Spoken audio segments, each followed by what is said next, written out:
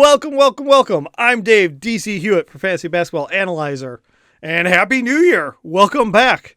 We're getting ready for week 3 of the fantasy basketball season, so it's our normal Sunday video, and I'm wearing my John Morant hoodie. Sad, he's down for 3 to 5 weeks. I wanted to wear it, well, one, because I love Ja, but also to remind you, anyone who's not following me on Twitter right away when the injury report came out, when it says 3 to 5 weeks, count on it being 5 weeks. Like, plan always for the longest version of that injury, because even if someone's ready to go at 3 weeks, that might just mean they're ready for practice, they're ready for 5-on-5 drills, and they're not necessarily getting out there yet. So that's my general rule of thumb. When you're seeing someone like, right now, Porzingis is ready to practice is what the reports are coming. I'm still not expecting to see him until the end of January. Now, maybe you want to start putting him on your trade radar, see if the person gets impatient by then and you can trade for him. Sure. But just as a general note for injuries, I want you to get in the habit of when you see an estimation, assume it's the longest. If they come back early, great, but you probably aren't even going to want to jump on them right away when they get back with a minutes limit and all. So always just think about the shorter timeline. All right, enough about that.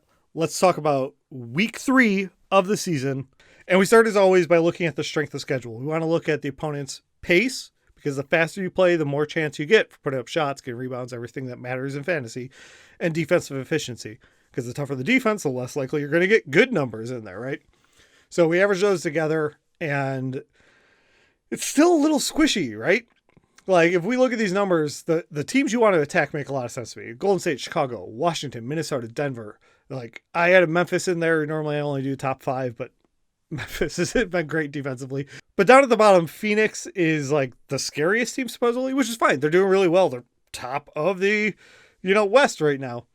But Cleveland probably shouldn't be down there. I guess it's a mix of their pace isn't great, but they have one of the best defensive efficiency ratings. Now, pace can play into that too, right?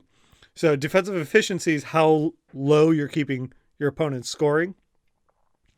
Well, if you're playing slower, it will naturally lower the, your opponent's scoring. But I don't believe Cleveland's down there long term. New Orleans, though, I really don't believe. I mean, I guess they've got Steven Adams and stuff, but if eyeball test wise, it's not great. Ingram doesn't play great defense, and we know that. Zion's looking between bad or lazy. I can't tell, but if you're watching the games, you can see it for sure. He doesn't seem to commit to either great one-on-one defense, or maybe I should say one-on-one. He doesn't seem to commit to great man defense or help defense. Is he terrible on ball? No, probably not, but it just doesn't seem to commit to anything. I don't know. It's a little troubling, but between Ingram, between Zion, you can look at it. There's no way that their defense belongs down here. This has to be doing with the opponents they played. Also, like I said, the slower pace is going to make their defense a little bit better, but I ran this show last year. We looked at these numbers. They weren't always going to be like this. And then Philly makes sense, and then Dallas is a little suspect. So we'll see. This is a big shift from last week. If we want to look at them side by side, last week to this week, you can see the big change here, right? This is why in week 1, where I was don't get too cute, play your stars. We'll get to this. If we look at the bottom here, we've got both Phoenix and Philly both appeared. Great. Everyone else changed, right? Brooklyn, Miami, Minnesota, they switched. In fact, Minnesota jumped from the bottom, supposedly scariest, to now one of the teams you most want to attack, right? That Dallas switched from a team to get after and attack, and they're now down there in teams you're afraid of. So I don't believe that. When you see those shifting, it's just small sample size, right? We don't have enough to go on, but there are things like Philly and Phoenix. They feel right. They pass the eye test. I watch a lot of games. I can't get every game because, my eyes would bleed, but I watch a lot of the games, and you can kind of tell, Golden State staying up top, Chicago, Memphis, Washington, these are the teams we expect to be the good matchups. And so you want to take still with a little bit of grain of salt because it's still just early, but let's take what we have and go apply it to look at our week 3 schedule. So for week 3, overall, the big news is that most of the teams are playing 4 games. We got a handful of teams playing 3 games, which means if you're in a weekly lock leagues, you probably have some options where you can avoid the 3-game weeks. like Memphis, New Orleans, like these are teams where if you have a player, you might have a better option. Like you're never gonna sit like Luka. Luka's got 3. You're gonna play him. You don't worry about that. But when you get more towards the fringes, again, if you're in a weekly locks league, you're gonna have to make one of those changes. For an example, and if you don't play weekly locks, just bear with me here, because this also takes us into the next conversation. If you look at Washington, so we know Russell Westbrook isn't playing on back-to-backs, right? He's in that group of players that don't play back-to-backs. Well, Washington only has 3 games, and they have a back-to-back there. They play Boston and Miami. So if I'm going to lose one of those games in my weekly lock league, I have to be ready to say, okay, Russ is only going to get 2 games. Now, that might be okay, because 2 games of Russ is still going to be 40 points, which isn't great for a whole week, but it's going to be 26 rebounds and 24 assists based on averages right now. And you're like, okay, yeah, I could do that, but you don't love the 2 steals. So in a real league that I had to look at, which was, do I play Russ with, I'm assuming, 2 games, or Colin Sexton with 4 games? Sexton's going to get way more points, way more steals and threes, because he gets, he would get that with even just 1 extra game, but because it's effectively 2 extra games for Russ, versus Russ, that is something I actually have to consider one of my things. But I'm still, 2 games of Russell Westbrook getting a triple-double is still better for rebounds and assists than you're going to get out of most point guards. So it's something for you to go ahead and take a look at. Beyond that, if we want to look at some specific things here, the best schedules I'm seeing right now are the Clippers. They play Spurs, Golden State twice, and Chicago. So the Spurs aren't marked green on here, but they are, if we go back and look at the pace thing, they're up there. Their defense is not that scary this year.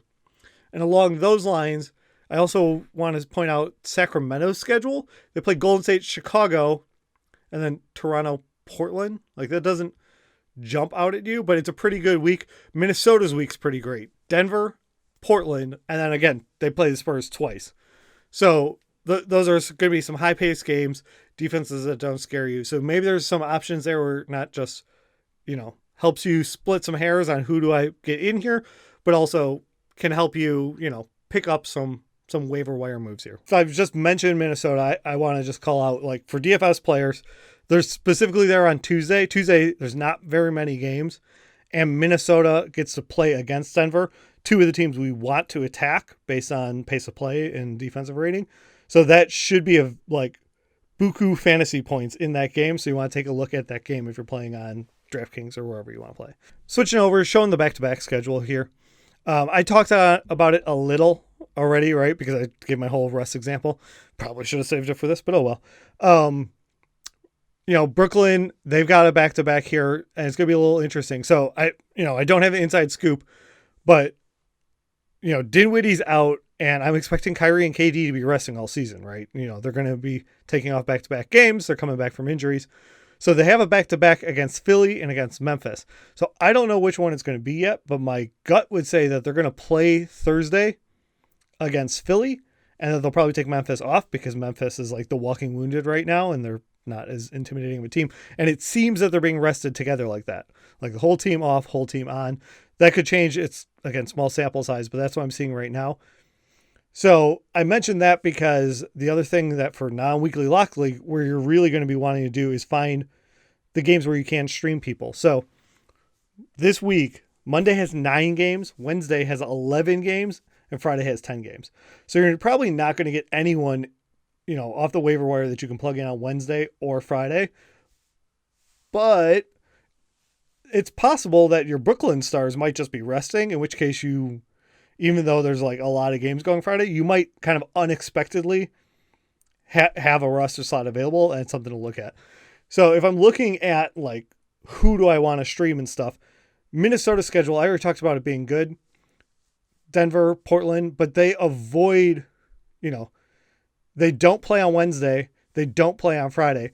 So they're a team where not only do they have a pretty good strength of schedule, but the way it's actually scheduled out, they're avoiding the crowded days. So with that, it'll take me right to some of my streaming picks. So Malik Beasley's not putting up all around numbers. It's a lot of points and it's a lot of threes, but he's only rostered in 49% of leagues, so he's available in more than half.